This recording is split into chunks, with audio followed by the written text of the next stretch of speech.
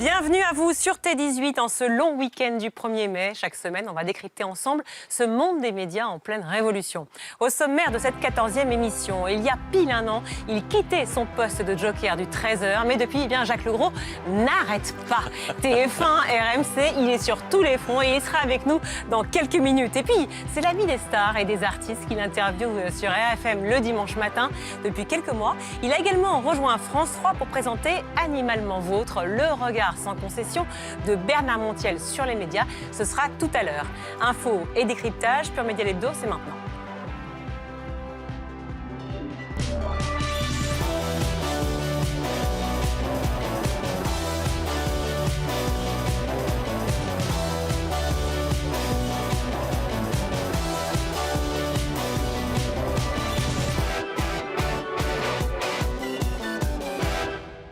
Bienvenue sur T18, mais également sur Pure Média, le site de référence de l'actu des médias. Tout au long de l'émission, vous réagissez bien sûr sur les réseaux sociaux, #Pure Média L'Hebdo.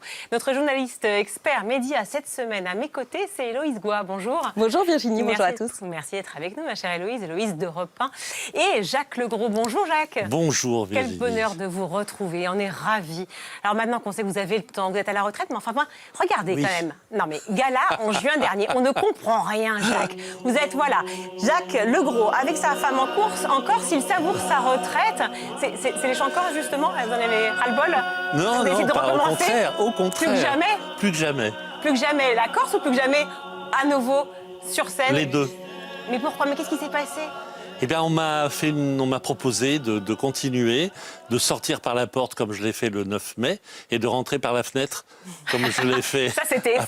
Mais il n'y a pas que TF1, cher Jacques. Non, il y a RMC. Vous n'arrêtez pas. RMC avec Estelle Midi, aussi Club BFM, le retour de Plein les yeux aussi sur RMC Story avec Carole Rousseau. Ça n'arrête pas. Non. Alors, pourquoi? En fait, c'est quoi l'idée? L'idée de la retraite était trop violente? Non, mais moi d'abord, c'est moi qui ai voulu arrêter le journal. Il faut le dire parce que je ne sais pas si c'est rare dans le métier, mais c'est moi qui ai pris cette décision envers et contre tous. Pourquoi tous? Parce que la direction de l'information ne voulait pas que j'arrête. Mais ils n'ont pas compris, en fait, votre décision? Mais si, mais ils me comprennent très bien. Mais bon, ils avaient envie que je continue un petit peu. C'est côté populaire, ça marchait. On vous aime, oui, cher non, Jacques. mais ça marchait très bien. Mais moi, j'avais une obsession, ne pas faire le journal de trop. Oui. C'est-à-dire ne pas, vous savez, aller jusqu'au bout du bout et puis se dire maintenant, zut, alors... Je le fais encore, mais je prends moins de plaisir, j'ai moins envie. Et je ne voulais pas, je voulais garder l'envie et le plaisir intacts. Héloïse. Vous avez 75 ans, vous avez été joker du 13h de pendant 26 ans, pardon, c'est la réalité. Vous cumulez donc aujourd'hui votre retraite et ce que vous faites en ce moment. Oui. Et vous l'avez dit chez Jordan Deluxe, vous touchez 5 000 € de retraite par mois. Oui, vous l'avez dit. Allez-y, continuez. Les fins de mois sont difficiles?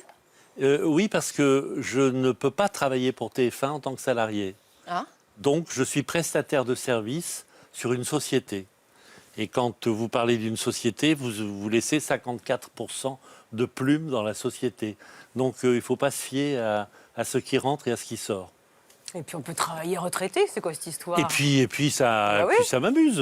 Évidemment. Et puis voilà. Garde en forme. Alors je disais, vous n'arrêtez pas la retraite, la Corse, la femme, les chants corses, etc. C'est formidable, mais vous avez repris de plus belle. J'ai cité toutes les émissions. Coup de projecteur donc sur vos multiples casquettes, cher Jacques Legros. La première, chroniqueur chez Estelle Midi sur RMC, 12h-15h. Et regardez, ça ressemble à ça. Avec Trump, avec les Américains, on ne sait jamais si c'est un pas en avant, deux pas en arrière. Et donc l'État est là. Enfin voilà, l'État est omniprésent. Donc à un moment. Quel État? Le français? Bah oui, alors... pas pour la guerre, mais pour les carburants. Pour les carburants, sans un rond dans les caisses, avec 3600 milliards. On a peut-être le droit de faire des arbitrages. Et quand on m'appelle, sauf si c'est ma famille. Ça m'ennuie, quoi. J'ai pas envie de répondre. Et souvent, je ne réponds pas. Je ne lis jamais les messages qu'on m'envoie. C'est bon à savoir. Oui, d'ailleurs, j'en ai raté quelques-uns. Oui. Comment voulez-vous que l'État fonctionne sans que les citoyens payent des impôts? La vraie question, elle a été soulevée, là. Pourquoi faire? Parce que, c'est assez opaque, quand même, ce qu'on fait de nos impôts. On a le sentiment d'un Jacques Legros en pleine liberté, qui peut enfin dire ce qu'il pense. C'était le titre du Parisien qui avait eu la gentillesse de me consacrer un article. Ouais. Et le titre, c'était « Il est libre, Jacques ». J'ai trouvé ça génial. Il est libre, Max, évidemment. Vous vous sentez libre ou pas? C'est réel? Pardon? Vous vous sentez libre? Oui, beaucoup Plus que plus. jamais? Plus que jamais, avec quand même quelques garde-fous. Mais un journal, c'est extrêmement contraint. C'est un cadre très strict en temps, en choix de sujets, en façon de lancer les sujets, le vocabulaire qu'on emploie, les réactions qu'on peut avoir. C'est très contraint et c'est normal. Un journal, c'est quelque chose de d'abord sérieux. Là, je suis libre. Mais c'est vrai que vous l'avez souvent dit, hein, un journal c'est formel, rien ne doit dépasser. C'est aussi ce qui a fait votre marque de fabrique et finalement votre succès, cher Jacques Legros. Ne pas prendre parti, ne pas être dans l'opinion évidemment, rester toujours dans cette ligne. Je pense que c'est le cas de tous les présentateurs de journaux. On est obligé de se conformer au code du journal. Moi, ni plus ni moins qu'un autre. Un peu plus contraint que l'était Jean-Pierre Pernaut, c'est sûr, qui avait plus de liberté. Il était un petit peu plus... Oh, il avait 10 mois de plus que moi en âge. Ouais. Mais il était plus installé encore dans le paysage français. Moi, moins. Et du coup, j'avais besoin, effectivement, de montrer que j'étais quelqu'un d'abord de raisonnable, de sérieux, de fiable. On va regarder votre dernier JT, 26 ans, de Joker, du 13h de TF1.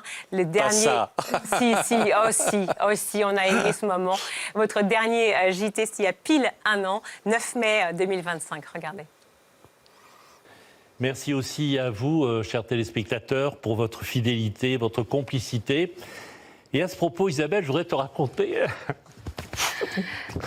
une histoire qui se passe en Gironde. Tu pleures pas, hein? Non, je vais me tenir pour toi. En Gironde, dans un village. C'est Lucette qui m'accueille un jour, qui me dit ah, mais vous savez, vous vous souvenez de la dame qui était devant vous l'autre jour? Eh bien, elle est revenue me voir après votre départ et m'a dit mais tu connais ce monsieur, Lucette? Lucette a dit bah oui, je le connais. Parce que moi, j'ai mangé avec lui. Et en fait, oui, j'avais mangé avec elle parce que j'étais en face d'elle au moment où il avait sorti son assiette pour déjeuner. Ça, Isabelle, c'est le trésor. Préserve-le. Je vais tout faire pour. Merci, Jacques. Bravo. C'est tout. Ça vous a profondément aimé. Même là, vous êtes ému encore. Ah, oui. Je serrais les poings. Hein. Oh mon Dieu. Mais ils ont été tellement adorables, toute la rédaction, toute la direction aussi d'ailleurs. Et que, bon, après, je suis laissé entraîner dans une sorte de petite fête, il faut bien le dire. Mais comme c'était mon choix, je n'avais pas à être triste de quitter l'équipe. Et je la retrouve aujourd'hui, on se croise, c'est merveilleux. Et on a déjeuné ensemble il y a quelques jours. Mais cette émotion, Jacques, pardon de vous couper, mais est-ce que c'est pas aussi l'émotion que vous avez liée, enfin le lien en tout cas avec le public? Voilà, ce trésor, oui. C'est quand même ça, c'est proche du public au maximum, mais vous savez gens. Virginie, souvent, après des sujets qui traitaient par exemple du mal-être d'enfance, maltraitance d'enfance, etc., j'avais un mal fou à contenir mes larmes et à reprendre la parole derrière à l'antenne. J'essayais de faire en sorte que ça ne se voit pas parce que curieusement, chez les journalistes, on n'a pas droit à l'émotion.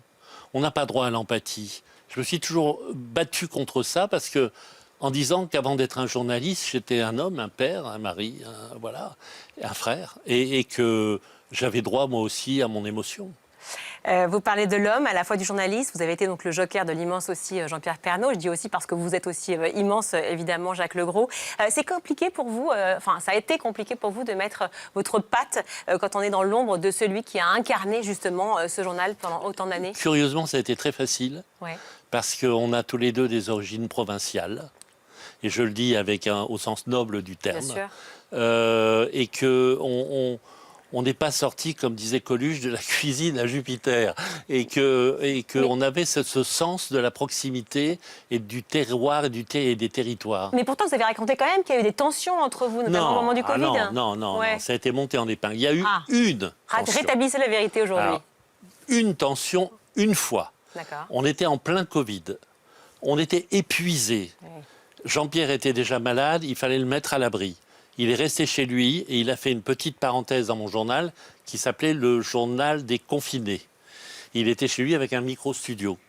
Et moi, j'avais l'entièreté du journal, c'est-à-dire une bonne heure sur un sujet comme le Covid. Et Jean-Pierre, ça l'agaçait, ça l'agaçait. Le rédacteur en chef essayait de temporiser entre nous. Moi, j'étais au courant de rien. Et puis un jour, il a pris la main sur l'ouverture du journal. Je l'ai très mal pris. J'ai dit, si c'est ça, il est qu'à venir le faire. Parce que moi, je prends les risques. Parce que lui, et chez lui, est pas bien. Et j'ai repris ma voiture, je suis parti. Mais je ne suis pas allé très loin, je suis revenu parce que conscience professionnelle oblige. Jacques Legros, un bonheur de vous recevoir dans Pure Média Hebdo. Vous savez, ici, évidemment, on parle de toutes les émissions qui cartonnent et ce sera le cas avec les Pures Infos dans quelques instants plutôt. Mais d'abord, Jacques Legros, je vous propose trois photos de femmes journalistes. Vous nous direz ce qu'elles vous inspirent. La première, évidemment, puisqu'elle a pris votre place, c'est Isabelle Iturburu. Regardez, on la découvre. Jolie Isabelle qui est avec nous aujourd'hui, celle qui vous a remplacé donc comme joker au journal du 13h. Est-ce que c'est un bon choix ? Je suis très heureux qu'elle ait pris la suite parce que d'abord, elle a des origines du Pays Basque, déjà. Ça se sent un petit peu à l'accent. Elle ne dit pas une autre. Et au nom de famille aussi. Oui, évidemment, Ouais. Iturburu. Enfin, franchement, ça ne vient pas du Pas-de-Calais, ça, c'est sûr. Ouais. Donc les Basques, vous les aimez. Et puis, elle ne dit pas trop une Corses autre, aussi. elle dit une autre. Bon. Donc, ça... Mais je trouve ça Chocolatine tellement... ou pas au chocolat ? Alors, là-bas, c'est peut-être chocolatine quand même. Ouais. Mais Isabelle, d'abord, c'est un sourire magnifique. Et je lui dis un jour, tu sais, t'as le plus beau sourire du PAF. Elle me dit, oui, mais c'est ce qu'on me reproche. Je dis, non, garde-le, parce que franchement, c'est un rayon de soleil. Un sourire, c'est du soleil. Isabelle. Et du soleil dans le journal, c'est fondamental. Vous lui donnez encore des conseils aujourd'hui à Isabelle ? Non, plus maintenant. Au début, un petit peu, dans sa période de training, d'entraînement, un tout petit peu. Enfin, c'était pas des conseils, l'ancien qui donne des conseils à la jeune. D'abord, elle avait déjà du métier. Et en plus, simplement, je lui ai fait part de mon vécu de 13 heures pour qu'elle puisse s'en servir pour elle-même. Mais c'est tout. Deuxième journaliste. Deuxième photo, voilà, et on la découvre, Pascal de la Tour du Pin qui est sur Pure Média Hebdo, donc qui présente désormais donc la matinale de BFM et qui a révélé récemment qu'elle avait été pressentie pour remplacer Jean-Pierre Pernaut. Réaction. Oui. Vous étiez au courant ou pas? Vous disiez qu'elle était en shortlist. Je pense que c'est vrai. Ouais. Je pense que c'est vrai. Elle en avait toutes les qualités. Mais ça n'était pas la seule. Ça n'était pas la seule. Et puis ça remonte quand même à 27 ans. Il y avait qui d'autre dans la shortlist? Je ne m'en souviens plus. Oh, Jacques, pas dans Pure Média Hebdo. Vous savez qu'il faut dire la vérité. Mais j'ai dit toute la vérité, rien que la vérité. Allez, on continue. Troisième photo, c'est pas grave, je vous aurai. La troisième photo, on la découvre, c'est Léa Salamé. Voilà, Léa Salamé aux 20h de France 2. Pas mal de critiques quand même, grosse pression médiatique. Est-ce que c'est le bon casting aussi, selon vous? Alors, je pense que professionnellement, elle a plus que toutes les qualités. C'est une grande journaliste. Elle passe très bien. Enfin, je veux dire, j'ai rien à dire sur ce choix. Elle a pris un risque avec son compagnon à la veille d'une élection présidentielle à laquelle on savait qu'il serait candidat. Personnellement, moi, j'y serais pas allé. Mais maintenant, refuser le 20h, c'est difficile. On ne sait toujours pas d'ailleurs s'il sera candidat. Mais on ne le sait pas, voilà. On le suppose, mais on le suppose de tous et on le sait de tous. En tout cas, grosse complexité. Alors, un ancien collègue aussi à vous va nous rejoindre dans Pure Média Hebdo dans quelques instants. C'est Bernard Montiel. Mais d'abord, le fait média qu'on va décortiquer ensemble avec Héloïse. Ma chère Héloïse, nous sommes donc le 3 mai et c'est le début des longs week-ends. Jingle.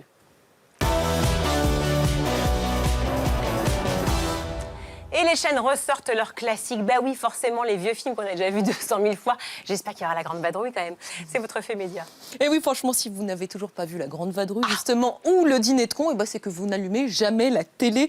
Que ce soit la veille du 15 août, pendant les vacances de Noël, les ponts du mois de mai, les chaînes ressortent toujours les mêmes films cultes. Regardez, jeudi soir, veille du 8 mai, TF1 diffusera le film de Robert Lamoureux. On a retrouvé la 7e compagnie. Et alors, c'est pas du remplissage, parce qu'à sa dernière diffusion, le film a encore réuni plus de 4 millions de téléspectateurs. Et il faut savoir que plus de 55% des films diffusés à la télé ont plus de 10 ans. Les chaînes misent sur des valeurs sûres, des films déjà connus et surtout très prévisibles en audience. Tenez, à votre avis, Virginie, Jacques, combien de téléspectateurs en cumulé à la télé ont vu les bronzés font du ski? Plusieurs dizaines de millions. Ah oui, plusieurs millions. En cumulé, avec probablement 100 millions en cumulé, Oh, en 100 tout. millions. Oui. Dites-vous que pour une rediffusion en 2008, plus de 10 millions de personnes étaient devant leur télé. Alors, si les chaînes misent autant sur ces films, c'est que pendant les ponts, l'audience est plus dispersée, donc les chaînes prennent moins de risques, forcément. Diffuser un film déjà connu, c'est à la fois plus sûr et souvent plus rentable. Et oui, la plupart de ces classiques ont été amortis depuis longtemps déjà. Ça rend chaque rediffusion très avantageuse. Alors qu'à l'inverse, un film récent, surtout un blockbuster comme le dernier Mission Impossible, et ben là, ça peut coûter plusieurs millions d'euros de droits. Ah oui. Donc, pour les chaînes, les vieux films, Doudou offre un excellent rapport coût-audience. Allez, une petite dernière question pour la route. Selon vous, quel est le film le plus diffusé de l'histoire de la télé ? Rediffusé. Un des gendarmes. Je sais non pas. Ouais, un Louis de Funès, non? Eh ben, c'était un piège. Les films les plus rediffusés ne sont pas forcément les plus cultes. Le record revient à Delphine 1, Yvan 0. C'est une comédie de Dominique Farrugia Incroyable. avec 70 diffusions à la Oh bah, télévision. il le mérite, Farrugia. Bon, surtout On la l'adore. nuit, parce qu'il faut dire qu'en réalité, pour remplir leur obligation de diffusion de films français, eh bien, les chaînes piochent aussi dans un catalogue de comédies beaucoup moins connues, mais aussi beaucoup moins chères. On a besoin de rire. On a besoin de rire bêtement. J'adore rire bêtement. J'adore rire C'est tout si bête que ça, simplement. finalement, les films de Louis de Funès. Mais les films non, de Gare. moi, Au contraire, moi, non? Louis de Léger. Funès continue à me faire rire. Donc c'est merveilleux. Donc vous serez client et vous serez devant votre télé, Ah oui, peut-être oui, devant je la suis Grande très Vadrouille. client de ces films-là. Allez, dans un instant, on va recevoir Bernard Montiel, Jacques Legros. On parlera aussi, bien sûr, de vos projets. Et comme c'est un long week-end férié, on a eu envie de s'évader. Qu'est-ce qui cartonne sur nos écrans ailleurs dans le monde? Les pures infos remixées par Thierry Dagiral. Et on commence notre périple par la Belgique. Convoi, c'est diffusé chaque semaine sur la chaîne Play. 4 familles entreprennent un voyage à travers l'Europe. Pendant toute la route, il y a des défis et des quiz. Welke vrouw werd op 23 november 1890 gekroond tot koningin der Nederlanden? Et ça fait un carton auprès des plus jeunes. Et à la clé, des vacances de luxe en Italie pour la famille gagnante. C'est tous les samedis sur RNK One, la chaîne norvégienne. Je vous fais la trad à Code Rouge, le phare, 10 célébrités se retrouvent bloqués sur une île déserte sans communication, sans électricité, tous habitent dans le phare. Épreuve de survie, épreuve psychologique où les ordres ne sont donnés que par la radio. Uten strøm og med begrensede ressurser må de samarbeide for å overleve. Et ce programme va être adapté pour la France. Direction les États-Unis avec cette émission qui vient de débuter sur TBS TV. Full Play, jeu déloyal, c'est présenté par la star de la NBA, Anthony Davis. Il réalise des caméras cachées avec les plus grands athlètes du sport professionnel et le téléspectateur voit en amont comment tout se met en place. You got me.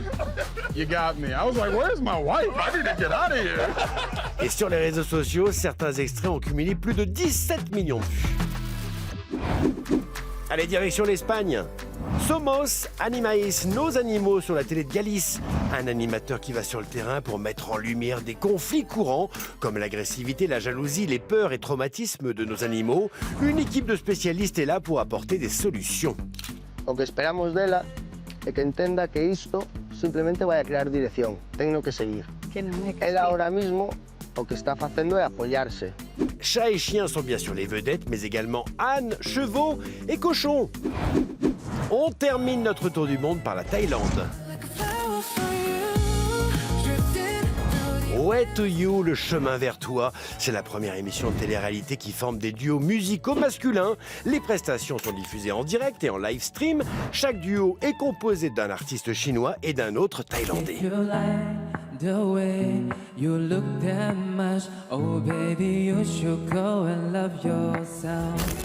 Et c'est diffusé sur le service public thaïlandais. Et Bernard Montiel qui nous a rejoint. Bonjour Bernard. Bonjour Virginie. Quel bonheur de vous retrouver. Mais oui, moi aussi. Moi, je suis contente. Très heureux de vous voir. La liberté incarnée par ces deux invités, forcément. La liberté. Mais c'est vrai, la liberté d'un côté, la liberté de l'autre, toujours ce ton depuis les débuts, depuis 85, c'est quand même incroyable. Un amoureux des animaux, évidemment, et vous revenez, les chats et les chiens en particulier, hein, les Oui. chiens en particulier, vous revenez donc sur France 3 tous les dimanches à 15h40, juste après nous, là, avec Animalement Vôtre, et regardez, ça donne ça. Bonjour à tous, bonjour à tous. Bonjour, bonjour. Quel bonheur, salut bébé. On a des chiens d'amour partout. Personnellement, je récupère que des chiens qui ont été maltraités. Oui. Voilà, je les prends chez moi, je les resociabilise et je m'y attache et je les garde. Eric, présentez-nous vos deux chiens, ils sont deux merveilles. Ils ont 8 ans, les deux. Cookie, c'est un berger australien, c'est une berger australien. Et Robin, donc, c'est un golden. Et comme d'habitude, les femelles sont beaucoup plus intelligentes que les mâles, et comme dans toutes les espèces. Tout le monde peut avoir des poules. On peut avoir jusqu'à 50 poules. Au-delà de 50 poules, on devient éleveur professionnel. Annie fait une tête. Vous en avez combien, Voilà. Annie? En tant que particulier. 8, Voilà. ça va, 8. Vous êtes large. Oui. Voilà. Alors, vous invitez aujourd'hui, c'est Élodie Gossuin et Charles Berling, qui sont eux aussi fous de chiens et aussi d'animaux. Vous avez toujours soutenu la cause animale, notamment Toujours. avec Animaux TV. Toute ma vie. Il est vrai que j'ai eu la chance d'animer et produire une émission qui s'appelait sur Animaux TV, Animaux Stars, où je recevais de nombreuses personnalités. Parce qu'en fait, ce que j'aime, c'est non seulement les animaux, évidemment, qui font partie de ma vie depuis ma plus tendre enfance, tout le temps. Un bonheur total, j'en ai besoin, c'est un besoin. C'est plus que, je ne sais pas comment on peut traduire ça, c'est plus que de l'amour, c'est un besoin. Ouais. J'ai besoin de caresser. Vous savez que dans la rue, n'ayez pas peur, si vous me croisez, je suis souvent à quatre pattes. C'est-à-dire que, oui, Dit au comme ça, c'est restaurant, sûr. Moi, par exemple, je ne peux pas dire ça, par oui, exemple. je sais, mais moi je peux. On se dit, il peut tout dire maintenant. La nuit aussi ? Il se trouve que non, et il se trouve que je caresse les animaux. Dès que j'en vois un, je ne peux pas m'en empêcher. Je n'ai jamais été mordu, je tiens à le dire, parce qu'ils sentent. Non, j'ai toujours aimé ça et je suis très heureux d'en parler parce que c'est une vraie cause à soutenir. Vous voyez, bon, très récemment, j'ai travaillé quand même très longtemps avec Brigitte Bardot, et je suis toujours avec la Fondation Bardot, je continue le travail. Il y a un travail, il y a une reconnaissance à faire, comme j'avais milité pour un secrétariat d'État aux animaux, vous voyez. Oui, c'est pas juste en fait de dire que vous aimez les chiens, c'est aussi c'est pas que de la télé, oui. Effectivement, c'est la cause animale, la santé des animaux, prendre soin d'eux. Tout, donner des conseils et puis donner la parole aux téléspectateurs, puisqu'il y en a beaucoup de téléspectateurs qui viennent en plateau nous raconter leur histoire avec les animaux. On vous a senti évidemment très ému chez Anne-Elisabeth Lemoine quand elle a montré la photo de votre chien Farouk, quand elle l'a évoqué. Ah oui, très. Ouais, il arrive. Oui. Mais j'aime pas je veux pas le voir toujours. Mais je comprends. Non, alors ce chien, c'est une histoire. Bon, j'en ai eu 3 labradors. Lui, c'est Farouk. Je l'avais mis dans le générique aussi de vidéo gag. Vous vous rendez compte, il y a déjà quand même de longues années. J'ai aimé profondément ce chien. D'abord parce que je suis un solitaire et c'était mon compagnon. On n'arrive pas à croire que vous êtes solitaire, vous. Oui, je sais. Ah non, mais moi, on m'imagine toujours avec une coupe de champagne à la main. Mais pas du tout. D'abord, je ne bois pas. Et non, du vin, du vin de Bordeaux. Mais non, je suis un vrai solitaire. Avec modération. Avec modération, bien sûr. Non, je suis un vrai solitaire et c'est indispensable pour moi d'avoir des animaux. J'en ai toujours eu, j'en aurai toujours. Et là, effectivement, chez Babette, quand elle m'a sorti les images, je ne m'y attendais pas du tout et ça m'a ému profondément. Vous aimez aussi les animaux, les chiens ? J'aime beaucoup les animaux, j'en ai eu beaucoup, j'en ai encore. Et avec une épouse vétérinaire, oui, ce serait difficile de faire autrement. Forcément. Vous vous connaissez tous les deux, vous avez commencé ensemble. Ça fait 80 ans à peu près. C'est vrai. Vous avez commenté un mariage princier notamment. Oh, pas commencé, mais on l'a fait. On l'a fait. Le mariage du prince Albert. Vous y étiez ? On faisait une émission sur TMC. Voilà, c'est ça. TMC, la chaîne locale quand même, en grande partie. Oui. Et on avait un plateau dans lequel Bernard était là. Pourquoi vous voyez, cher Bernard ? Qu'est-ce qui s'est passé ? Racontez-nous. Ça a été absolument dramatique. J'ai dit que des conneries. Bon. Je ne vais pas surprendre grand monde en disant cela. Ça, c'était pas nouveau. Ça, c'était, rien de nouveau. Mais qu'est-ce que vous avez dit en particulier ? Non, mais moi, il y a un truc qui m'agace. Vous savez, quand c'est trop guindé, tout ça, il faut y aller, quoi. Il faut tourner. Il y avait une dame très importante, une princesse très connue.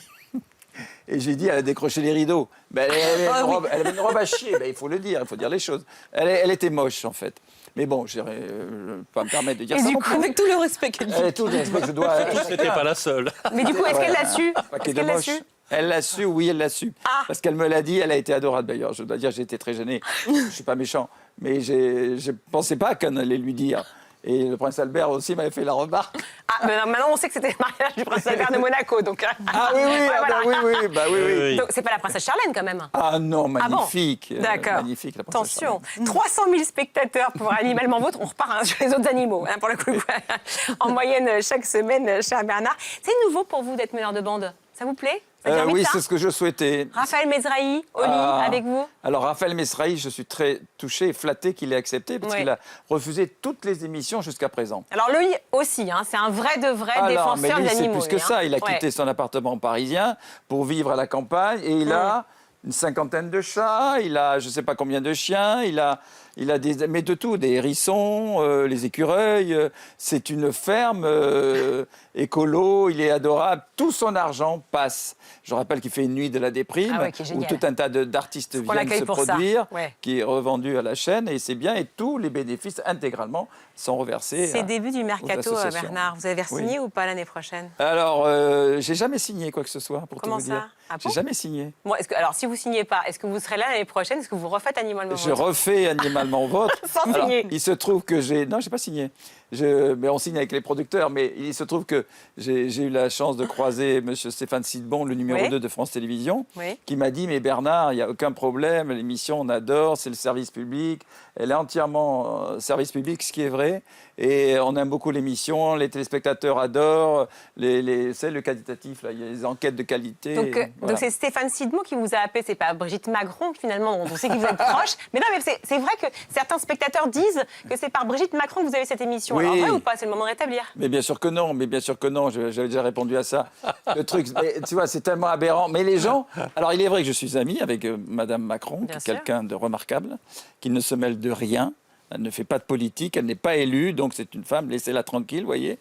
Donc, surtout en ce moment avec la commission d'enquête, c'est pas le moment, je pense. Oui, non, mais même au-delà de ça, la commission d'enquête, c'est très bien. Comme ça a pointé certaines choses, peut-être qu'il fallait rétablir. Oh là là, la photo avec Mme Macron, ça c'était il y a longtemps. Hein. Ah, vous êtes proche, oui. Oui, très très proche. Très très proche. Et il se trouve que, non, Mme Macron, ça risque pas. Dois-je rappeler que le service public ne sont pas très pro-Macron? Donc ça m'étonnerait qu'un avis de Mme Macron en disant « prenez Montiel pour une émission ». Non, la réalité, c'est Stéphane Sidbon qui avait vu sur Animaux TV, mon émission, que j'ai tenue pendant 13-14 ans, comme quoi l'audience, je m'en fous. C'était parler des animaux et en parler avec le cœur et en dehors de toute promotion. Et il a dit « j'aime votre émission, on en a besoin sur le service public ». Voilà. On parle de retour sur France 3 parce que vous étiez sur France 3 Aquitaine au départ. Vous saviez qu'il était huissier de justice avant ou pas, Jacques Legros? Je crois que je le savais, oui. Il a saisi vos meubles? Non, mais de toute façon, je l'aurais mis à la porte. Hein. Non, t'as pas le droit. Ben, je l'aurais fait quand même. Jacques, t'as pas le droit. Eh ben, j'aurais fait. Je t'aurais fait un commandement de payer et t'avais intérêt à raquer. J'aurais brûlé ta maison. Ancien huissier de justice qui est devenu l'ami des stars et l'ami des animaux, évidemment, on vient d'en parler. Mais alors, proche des stars de cinéma, ça sûrement. Côté animateur télé, alors là... Vous n'êtes pas fait que des amis. Hein. On connaît ce petit monde du PAF, hein, on le connaît bien, évidemment, les guéguerres d'ego. Vous allez m'en parler, vous aussi, parce que j'imagine que vous avez vécu ça. Écoutez Sophie Davant, qui présentait la saison dernière En bonne compagnie sur France Télé, concept assez proche du vôtre. Depuis l'arrêt de cette émission sur les animaux qui a été ballottée dans la grille et supprimée au bout de quelques numéros seulement. Oui, alors ça on n'a pas bien compris parce qu'on m'a expliqué qu'on l'a supprimée pour des raisons d'économie. Et là je vois exactement la même émission reprise avec Bernard Montiel. À la même heure avec Bernard Montiel. Là j'ai vu qu'ils ont diffusé 2 numéros à la suite, espérant probablement attirer un peu plus de monde sur le deuxième. Ce qui n'a pas, je crois, été franchement le cas. Donc on verra. Pourtant vous avez eu l'élégance de l'appeler avant. Oui. Et alors, qu'est-ce qui s'est passé? J'aime beaucoup, moi je faisais partie de son équipe sur Europe 1. Oui, non mais d'accord, mais qu'est-ce qui s'est passé? Pourquoi les fâcher? Non, mais elle était tendue à ce moment-là, Sophie. Moi je la connais très bien, je l'aime beaucoup. Ouais. C'est vraiment quelqu'un de bien. Je crois qu'elle a été très déçue qu'on arrête son émission, elle n'a pas compris. Et en fait, c'est pas du tout la même émission, elle s'en est rendue compte. Et quand elle évoque les scores d'audience de la première émission, qui étaient effectivement 2 inédites, on ne savait pas trop quoi en faire de l'émission. C'est-à-dire qu'on savait qu'on allait en passer 2 le dimanche, une inédite et une rediff. Mais au début, on a passé les 2 parce que c'était le début. Donc les scores, il y avait très peu de promotions, etc. Ouais. Mais après, ça a été beaucoup mieux. Donc la hache de guerre est enterrée. Oh, mais largement. On s'est reparlé, on s'est revus. Je l'aime beaucoup. Sophie. Mais je peux comprendre, vous savez, quand on vous dit merci pour une émission et que tu as presque la même, ou en tout cas le thème. Bernard, en même temps, on n'est pas propriétaire de son émission. C'est vrai. On n'est pas propriétaire de son journal. Vrai. On est là de passage pour essayer de faire le mieux possible. Oui, je parlais de la guéguerre d'ego, vous l'avez vécu vous aussi? Dans le PAF, c'est quand même pas trop. Courante. Pas trop. Ah bon? Pas trop? Non. Vous étiez pas trop. Déjà, moi, avec Jean-Pierre Pernaut, on avait passé un deal. Je lui avais dit, écoute Jean-Pierre, moi, je ne veux pas te prendre ton fauteuil. On avait le même âge, hein, Oui. à 10 mois près. Et je lui ai dit, écoute, je suis trop vieux pour avoir cette ambition. Donc moi, être joker et faire plein de choses à côté, ça me va très bien. Donc déjà, ça le rassurait. Et donc, il n'y a pas eu de problème d'ego entre nous, jamais. On revient sur les animaux. Grosse tendance, Héloïse, côté PAF, justement. Oui, les réseaux sociaux, surtout, c'est pas nouveau. Depuis plusieurs années, les vraies stars des réseaux sociaux, ce sont plus les célébrités, mais les animaux. Des chats ou des chiens, comme Jif Pom. Vous connaissez Jif Pom? Eh ben, il approche les 10 millions de followers sur Instagram. Regardez, c'est ce petit loulou de Poméranie. Ouais. Et on trouve aussi sur les réseaux sociaux des animaux beaucoup plus inattendus. Un renard comme Juniper dépasse les 3 millions d'abonnés. Un renard domestique. Il y a aussi Esther, le cochon, qui cartonne, et même les hérissons deviennent viraux. Regardez.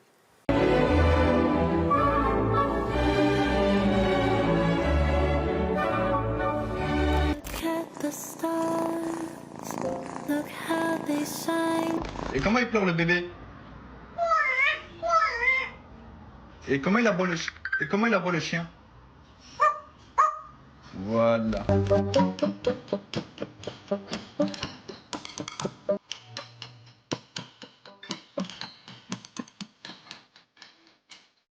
Ah, c'est génial. Bernard Montiel, dans votre émission, il y a une séquence des animaux sur les réseaux sociaux. Vous les regardez, vous, à titre personnel, ces vidéos mais sur votre téléphone? complètement. Et puis, vous savez comment sont les algorithmes. C'est-à-dire que dès que vous en regardez un jusqu'au bout, t'en reçois plein et je suis très content. J'adore ça. Encore hier soir. Tout le monde envoie des messages sur les animaux, sur son chien, son chat. Et alors là, mais j'ai la chance, et je suis très gentil d'ailleurs, je tiens à les remercier. Tout le monde me raconte leur histoire d'animaux. Ça me fait très plaisir. Je regarde et je réponds. Et j'adore ça. C'est la vie, c'est l'amour, c'est la tendresse, c'est l'affection. Au moins, eux ne disent pas de bêtises sur les réseaux. Oui. Ah oui, c'est vrai. Il n'y a pas de méchanceté. Voilà, au moins. Il n'y a que de l'amour et de la fidélité. Non, moi, l'amour et de la fidélité, j'aime vraiment ça. Les artistes le sont moins, peut-être? Non, certains artistes le sont, mais les artistes sont comme tout le monde, ils ont leurs faiblesses. C'est ça qui est touchant chez eux, d'ailleurs. Les hommes ont plus de faiblesses que les animaux? Oui. L'homme, l'humain, je parle. Oui, Bon. Vous dites que vous attendez la retraite pour accueillir les animaux, tel Brigitte Bardot l'a fait, ou pourquoi pas Raphaël Mesrahi, peut-être monter une petite ferme tous les deux. Je sais pas on va monter un concept télé. Vivre, je ne sais pas s'il fait la cuisine, parce que moi je ne sais pas faire la cuisine. Moi, je la ferai, moi. Je viendrai de temps en temps. Ah, si vous venez, dimanche, ça change tout. Oui, parce que si vous avez des animaux, je viens. Moi. Ça change tout, oui. Ouais. Non, oui, moi je rêve de. J'ai toujours rêvé d'être entouré d'animaux. Là, actuellement, je n'en ai pas à Paris, je n'en veux pas. Mais j'ai des animaux de mes amis. On me laisse les chiens le week-end, tu sais, à Paris. Dog-sitter. Dog-sitter, et j'adore ça. On parle d'animalement vôtre, mais évidemment, votre carrière est hyper longue. Bernard Montiel, vidéo gag, surprise. Non, mais magnifique. Oui, c'est vrai. Disons magnifique, mais long quand même. Attends, 40 ans quand même, genre, c'est il est encore là, l'autre. Et la retraite. Oui, mais vous mettez le blouson en cuir pour faire jeune, donc ça marche. Oui, c'est vrai. 40 ans, Bernard, t'es vachement vieux. Mais oui, je suis vieux. Tu sais qu'hier encore, justement, vous parlez des réseaux, il y en a un qui m'a dit, il n'est pas à la retraite, celui-là encore. Ça m'a fait rire. Non, moi, les réseaux, je m'en sers. C'est-à-dire que je diffuse mes informations, je filme n'importe quoi et ça m'amuse. Allez, on continue tout de suite. Bernard, retour sur votre carrière avec 3 photos comme on l'a fait pour vous, Jacques Legros, mais différemment. 3 photos, 3 moments de votre vie professionnelle. Vous me direz si vous regrettez ou pas. J'en parlais à l'instant. Regardez, photo, c'est vidéo gag que l'on voit. Ah oui. Avec ce sourire, toujours, vous l'avez présenté pendant 14 ans. Regret ou pas? Regret de quoi? D'avoir fait vidéo gag? Pas du tout, c'était une émission merveilleuse. C'est moi qui avais eu l'idée de la ramener, j'avais vu ça aux États-Unis. Ça s'appelait America's Funniest Home Videos. Et comme j'allais beaucoup aux États-Unis, je trouvais ça génial et je l'ai proposé à Moujotte et on l'a fait. Et je suis très heureux de l'avoir fait. Non, ça a été formidable, 14 années. On m'en parle encore, hein. Oui, puis vous avez bien gagné votre vie à ce moment-là. Hein. Très bien, merci. Oui. C'est ça, 25 000, moi j'ai noté. Combien? 25 000 par mois. 25 000 quoi? Euros ou francs? C'était des francs. On a fait la conversion. Deuxième photo, on continue pour la carrière. Voilà, la couverture de votre livre Télé-réalité. Alors ça, c'est un livre qui a quand même vachement marqué, notamment notre petit monde de la télé, notre tout petit monde de la télé. Assez dur, hein. J'ai massacré tout le monde. Oui, vous avez massacré. Alors heureusement, moi, je n'avais pas commencé encore l'antenne, donc j'ai été épargnée à ce moment-là. Non, vous auriez été épargné. Jacques figure dedans ou pas? Non. Non. C'est-à-dire que j'ai réglé quelques comptes, en fait. Mais pourquoi? Qu'est-ce qui s'est passé? Parce que j'ai été trahi. C'est un truc que je ne supporte pas. Moi, je suis très clair, très franc, très direct. Et j'avais proposé, en fait, c'était l'époque de LCI, tu sais. En plus, moi, j'avais fait la promotion de la TNT très longtemps, avec Dominique Baudis, d'ailleurs, qui était un homme remarquable, le pauvre qui a lui aussi été victime des rumeurs déplorables. C'est ça. Oui, terrible. c'est ça, Et il 2010, était ouais. président de l'ARCOM et tout ça. Enfin, ça s'appelait pas CSA, l'ARCOM, ouais. CSA à l'époque. Et on avait fait la promotion de la TNT. Et il se trouve que j'avais proposé à LCI, et c'était Dacier, Jean-Claude Dacier à l'époque, de faire une émission de... Je voulais sortir un peu de l'image de Vidéogag, hein, si vous voulez. Donc je voulais faire une émission sur le cinéma, recevoir des artistes, comme je sais faire, des écrivains, tout ça, un truc un peu complet et tout ça. Et il se trouve que ils m'ont mené en bateau. Ça a duré 1 an. Un coup, j'allais voir Moujotte, qui était remarquable avec moi, un type formidable. Oui, et il y avait, extraordinaire, hein, il y avait Dacier, il me dit, mais Dacier me dit, non, mais c'est Moujotte. Bon, bref, le fait est qu'ils ont donné mon émission, mon concept, mon titre et tout à quelqu'un d'autre. Un grand classique de l'époque. Ouais. Alors ça, j'étais très en Donc, colère. du coup, allez hop, j'écris un bouquin et je règle mes comptes. Et je voulais mettre tous bien profond.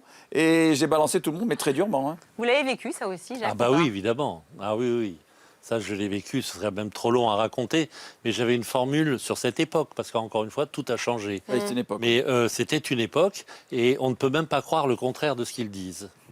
Je crois que ça résume bien, non? Oui, c'est joli, bien, effectivement. Héloïse?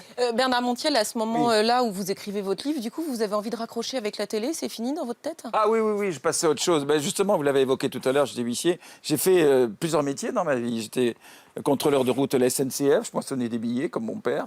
Moi, j'ai fait plein de métiers. J'étais vendeur chez Cartier. J'ai fait plein de métiers dans ma vie. Je croyais que vous alliez dire Carrefour, je me suis dit non. Il a dit Cartier quand même. C'est vrai, pardon. Faut pas exagérer. Ouais, gentil, Troisième photo, on la découvre. Regardez. Voilà. Là, Cyril Hanouna, à vos côtés. Ah oui. Alors, sur TPMP, Alors, pendant là, de très longues années. Alors, vous l'avez suivi, Oui, depuis 10 ans. 97. Et puis après, rupture au moment de passer à W9. Écoutez, il Pourquoi? s'est passé plein de choses. D'abord, C8, on a fermé C8. Oui, malheureusement. d'accord, mais pourquoi vous ne l'avez pas suivi? Alors, je n'ai pas suivi sur W9. Je ne savais pas encore où il allait trop. Hein. Je l'avais suivi même sur les réseaux sociaux. Vous savez, il avait créé une chaîne sur une appli. Ouais, et donc, non, pas simplement, je voulais redevenir animateur. Mais moi, je vais vous dire, avec Cyril, j'ai beaucoup appris. C'est un grand de la télévision. Ça, on ne peut pas le nier. Non, Bien évidemment, il est clivant, mais c'est un type incroyable, remarquable. D'abord, d'une grande fidélité. J'ai beaucoup appris avec lui. Vous savez pourquoi? Quand on est animateur de télévision, moi, j'avais toujours eu mes propres émissions, longtemps avant. D'où le respect qu'a toujours eu Cyril à mon égard, et je l'en remercie. Mais après, quand tu es chroniqueur, c'est vraiment autre chose. C'est très difficile d'être chroniqueur, c'est-à-dire être bref, court. Je suis au courant. Tu es au courant. Balancer les punchlines, tu sais, vite fait, pas trop traîner, pas trop longues phrases. Et ben, j'ai appris ça chez lui et ça m'a beaucoup aidé. Et j'ai eu aussi un nouveau public grâce à lui. Un public plus jeune, plus branché sans doute. Il dit qu'il est attachant. J'aime bien cette Ouais, j'avais dit expression. ça, ouais, parce que je l'adore et on s'est engueulé souvent. Mais je l'adore vraiment, c'est un mec remarquable, d'une grande fidélité. Et vous savez, quand vous êtes proche de lui, vous avez tout à gagner, je veux dire, en amitié et en affection aussi. Il est incroyable, il peut vraiment vous surprendre. Moi, je l'aime beaucoup. Hein. Héloïse? Vous pourriez le rejoindre à nouveau en tant que chroniqueur dans Tout Beau Tout Neuf un jour, ou alors non, plus jamais chroniqueur? Non, c'est le côté chroniqueur, c'est pas lui, c'est pas l'affaire, c'est pas lui. Oui, non, c'est très dur, vous savez ce qu'il mène là tous les soirs. Bah, bien vous savez sûr. qu'il est incroyable en direct. Hein. Le mec, tu lui donnes juste un truc, une connerie, t'arrives avec une connerie, genre, parce qu'il nous pose toujours des questions assez personnelles. Eh ben, il te fait 1 heure là-dessus, drôle, sympathique. Qu'est-ce que vous pensez, Jacques Le Gros de Cyril Hanouna? Vous suivez ces émissions? Moi, alors, je suis d'accord avec... Ouais. non, honnêtement, je ne suis pas plus quotidien, d'ailleurs, que Cyril. C'est pas votre horaire? Bon, c'est pas mon horaire, non. Puis C'est les chants corses, je maintenant. suis sur autre chose. Non, il a déjà dîné, là. Et déjà, je suis avec mon bonnet de nuit. Il a 19h, il a déjà les pantoufles. Et on me couche, là. Hein, c'est l'heure à laquelle on me couche. Et donc, ouais, un petit mot. Et Cyril, je trouve que c'est quelqu'un de fidèle. Je lui ai dit, d'ailleurs, dans une émission, c'est quelqu'un qui sait être juste.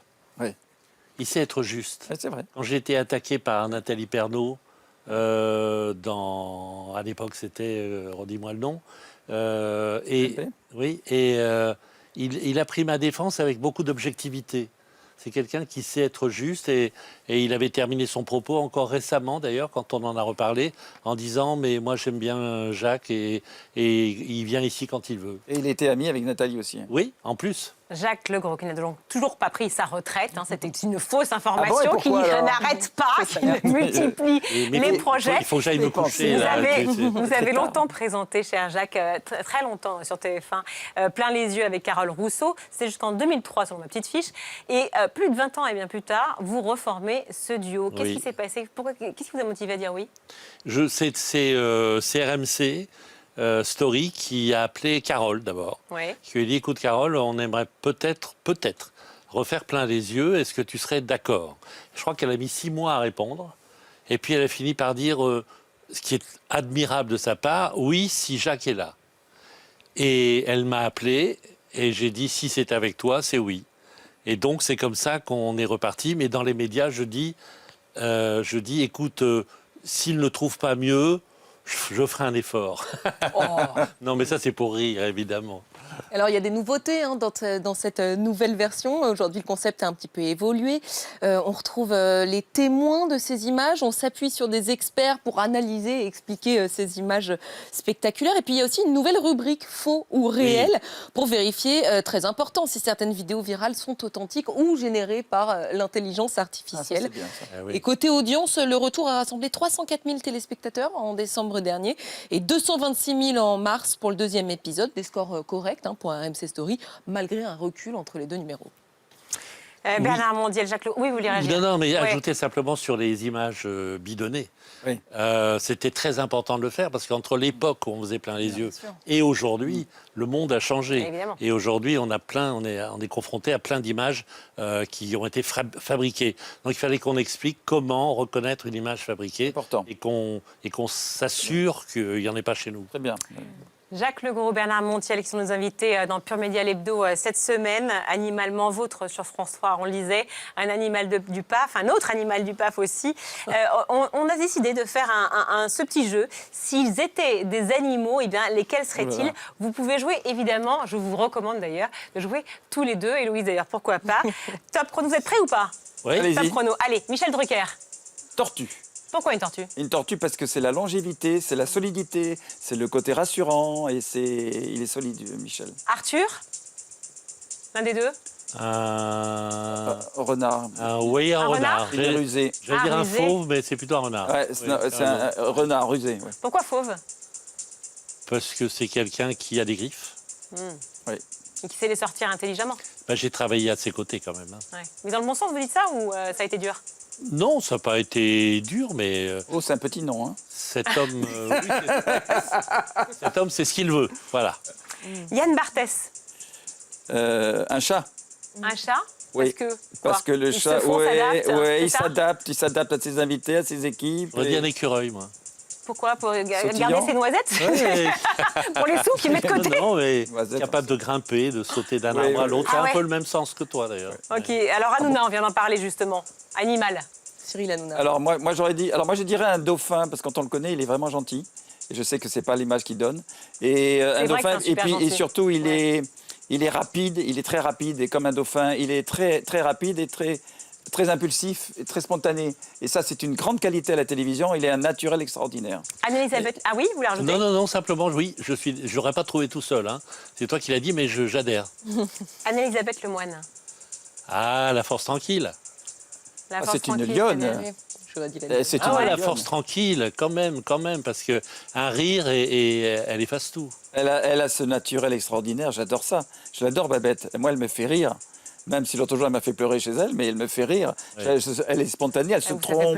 Elle est humaine, elle se trompe. Voilà, humaine. Elle est humaine, c'est agréable. Je l'adore, moi, Babette. Léa Salamé? Alors, Léa Salamé, c'est une panthère. Panthère, pourquoi? Parce qu'elle sait sortir ses griffes, elle aussi, quand elle veut, je vois. Ouais. Et elle a cette élégance aussi, de toute façon. Elle est élégante et c'est quelqu'un d'agréable. J'ai eu la chance de faire qu'à l'époque, il n'y a pas longtemps. Merci. Oui, j'adhère. Bon, ça va tant qu'il adhère, Jacques. Tu vois, il est bien. Ouais, ça marche, le duo. Petit, là, parce faire un truc il veut faire une carrière à la télé, c'est pour ça. Bernard, il y a un créneau que vous creusez depuis longtemps, que vous adorez, on en a parlé évidemment ensemble. Ce sont les interviews de comédiens, d'acteurs, des artistes. Vous l'avez fait longtemps sur Olympien TV, et vous le faites maintenant sur RFM. Regardez. T'es une des rares artistes quand même qui chante un peu partout dans le monde. J'ai beaucoup de chance, ouais. Ah bah c'est pas de la chance. C'est un bon travail. Et puis tu touches le cœur des gens directement. Je te regarde, ça m'agace. Tu as rajeuni. Oh bah attends, toi tu vas pas te plaindre, t'as mis ta tête. Tu vieillis pas, toi, t'as vendu ton âme au diable. Qu'est-ce que ça signifie pour toi, au stade de ta carrière, de dire je suis là? Probablement je suis là où je dois être. Et puis aussi je suis là pour toi. Aujourd'hui, définitivement, j'ai compris que tu étais amoureuse de moi. Aussi. Ça fait longtemps, Bernard. Les gens viennent peut-être de le découvrir, mais tu es irrésistible. Et je ne plaisante pas. Je suis hyper jalouse. C'est quoi cette histoire? C'est quoi ce duo? En fait, j'ai un truc, bon, j'appelle Voici. J'adore Lara Fabian d'abord. Moi d'abord, j'ai un grand respect pour les artistes, parce que je ne suis pas un artiste. Moi, je ne me mélange pas à ça. Je sais très bien qui je suis. En revanche, j'adore les recevoir, parce que j'adore chercher chez eux leurs failles, ce qui est intéressant, ce qui est touchant chez eux. J'y arrive, je dois dire. J'ai de la chance pour ça. Franchement, ça se passe très très bien. Et je vois, mais j'ai mes petites favorites. Lara Fabian, Clara Luciani, Zaz. Et puis surtout, si on tape sur des gens, je les défends toujours. Je suis un peu le défenseur. C'est marrant. Tu sais, Zaz, on lui tape beaucoup dessus, alors que c'est une femme extraordinaire. Elle a un talent fou. Enfin, elle est adoubée par le public. Hein. Oui, encore une fois, c'est un microcosme qui tape dessus, c'est toujours pareil. Oui, c'est vrai. Héloïse. Bernard Montiel, vous recevez souvent des artistes en promo. Comment vous faites pour sortir du cadre? Comment vous faites pour ne pas mettre en boule non plus les attachés de presse? C'est pas moi. Je suis très gentil. Je suis très bienveillant.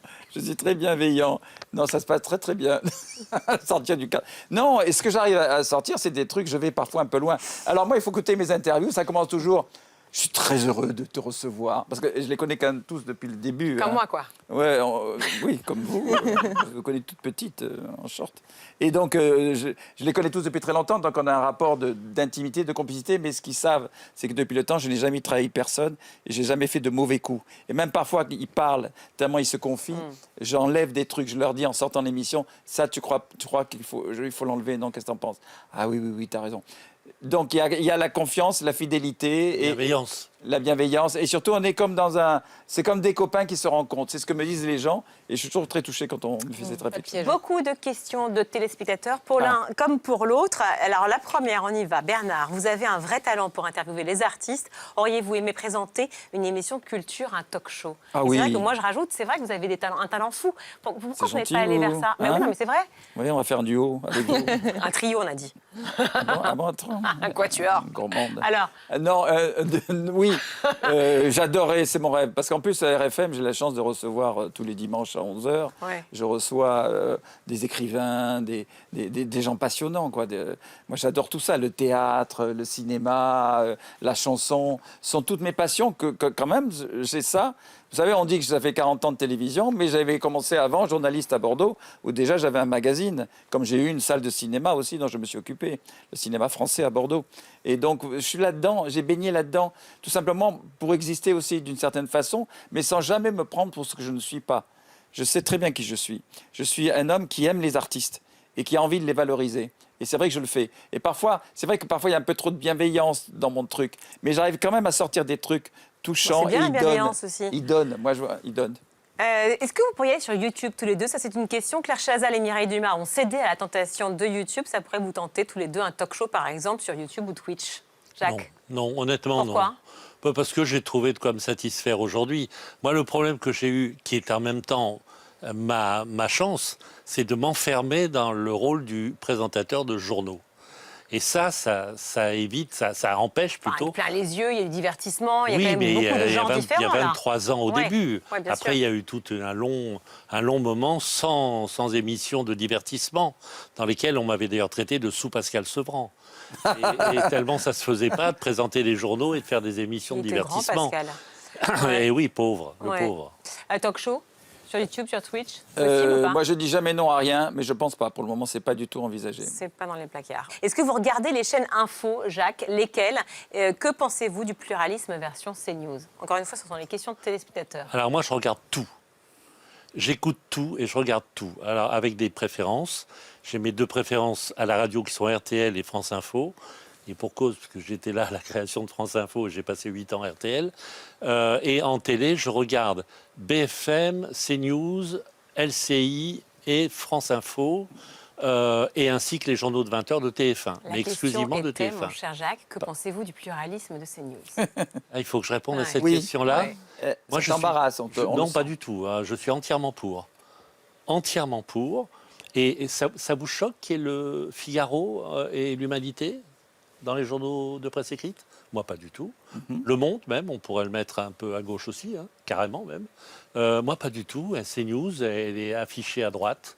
Oui, ben, c'est très bien. Bien sûr, mais moi je Et voilà, et c'est tout. Il y a des chaînes purement d'infos, des chaînes plus d'infos et d'opinion. Et je trouve que c'est utile. Et je trouve que s'il y avait une chaîne de gauche, ce serait pas mal aussi. Chaque semaine dans Pure Média l'Hebdo, il y a nos conseils sur les programmes à ne surtout pas rater. Ce sont les Pure Recos signés Thierry Dagiral. 3 recos cette semaine et pas une de plus. D'abord ce soir sur France 2, première diff en clair de Bernadette. Les gens vous trouvent ringarde, austère, acariâtre, à égalité avec revêche. Oui, bon, ça va, j'ai compris. Avec Catherine Deneuve dans le rôle de Bernadette Chirac, épouse iconique du président Chirac qui a tout fait pour sa victoire à l'Élysée. Mise de côté pour ringardise, elle a su faire des coups médiatiques. À partir de maintenant, ça va filer droit à l'Élysée. Mais enfin, qu'est-ce que c'est que ce bordel? C'est savoureux et c'est ce soir donc. Ça aussi, c'est iconique. Bref, ça y est, j'ai 40 ans. Bon, il faut surveiller l'hypertension et le diabète. Hein. Pourquoi j'ai quoi? 40 ans. Petite merde. Quoi? Bref, de la série Phénomène de Kian Kojandi avec Baptiste Le Caplin. Ouais. Et Laura Felpin.